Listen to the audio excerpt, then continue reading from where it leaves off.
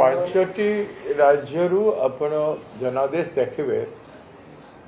ଜନାଦେଶ ଡେମୋକ୍ରେଟିକ ଜନାଦେଶ ପିପୁଲ ଜନାଦେଶ ଯୋଉଟାକୁ ଅଛି ସେଟା କେରଳରୁ ରିଫ୍ଲେକ୍ଟ କରୁଛି। କେରଳ ଗୋଟେ ଆଡଭାନ୍ସ ଷ୍ଟେଟ ଏବଂ କେରଳରେ ବିଜେପି କେବେ ଆସି ନାହିଁ ଏବଂ କେରଳରେ ବିଜେପି ମ୍ୟାନେଜମେଣ୍ଟ କରିପାରିବନି। ଏ ଚିତ୍ରଟି ସ୍ପଷ୍ଟ। विशेषकर साउथ रे विभिन्न राज्य रे मध्य मैनेजमेंट करवाटा बहुत डिफिकल्ट। तमिलनाडु रे जदि बीजेपी रो बंगाल भलिया स्वरूप होता कि गवर्नमेंट फॉर्मेशन करवा भाया स्थिति होता ताहेले भी लोक प्रश्न उठे था तमिलनाडु केमती बीजेपी एते भल कला। सेठिकार पॉलिटिकल सिचुएशन जहाँ जियो पॉलिटिकल सिचुएशन को लेकर लोकंकर अलाइनमेंट पॉलिटिकली जहाँ से सब जिनिस को देखला बेले तमिलनाडु भी से मैनेजमेंट कर पारि न जहाँ भी करेंगे बोले मैनेजमेंट रे करि पारि थांते किंतु करि पारिले नाही कले नाही। केरल भी कले नाही किंतु जो मतामत तमिलनाडु रे हेछि से तमिलनाडु रो मतामत रे मध्य बीजेपी रो कोनोसी ना कोनोसी गुड भूमिका गोटे डिप्लोमेटिक किंबा पॉलिटिकल भूमिका रही। गवर्नमेंट एंटी इनकम्बेंसी गोटे factor that is not that much. देखो आसाम रे गवर्नमेंट एंटी इनकम्बेंसी केते भयंकर थिला पास सत्ते कहीं एते भल रिजल्ट आसिला। बंगाल रे जहाँ सोशल मीडिया टीवी मीडिया रे एंटी इनकम्बेंसी फैक्टर दीदी बाहर थिला that is acceptable to some extent किंतु नॉट एंटायरली दिस रिजल्ट। गुटे पटे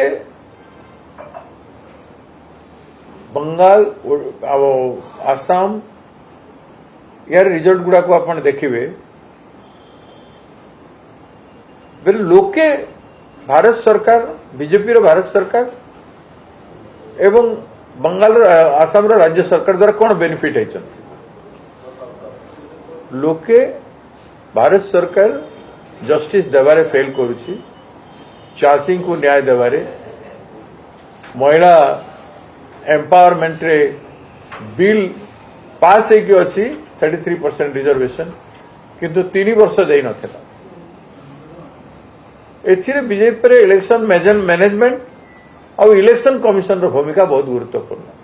जदि आप गोटे कथा कहे this mandate is for election commission भी कहि पारे निर्वाचन कमिशन करो ए विजय है भी कहि पारे।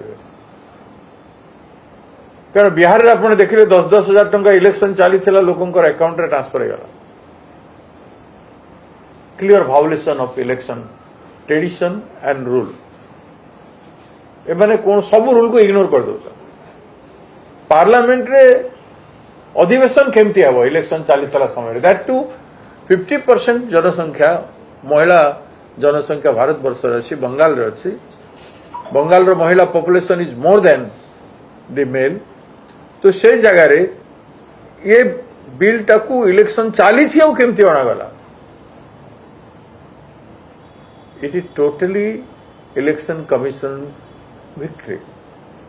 जानी थिले 2/3 मेजोरिटी संविधान संशोधन बिल पाई दरकार 2/3 मेजोरिटी आसिला नहीं आसीबो नहीं जानी थिले ता सत्य आनिले एवं ऑपोजिशन को दोष देले।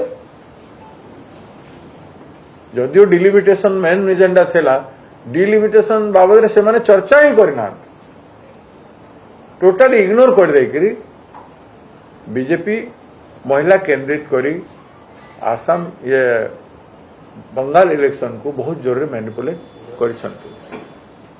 तथा इलेक्शन मैनेजमेंट रे बीजेपी समस्तंकठू आगरे विगत किछि वर्ष हला चली से मैनेजमेंट भयंकर तांकर रही एट एनी कॉस्ट क्षमता दखल कले बोली जोटा कहते बंगाल ओडिशा आसाम आदि अंचल रे जो दखल कर एक्चुअली से क्षमता दखल कर लोके क्षमता देना राज्य जय कला भाया से जय कर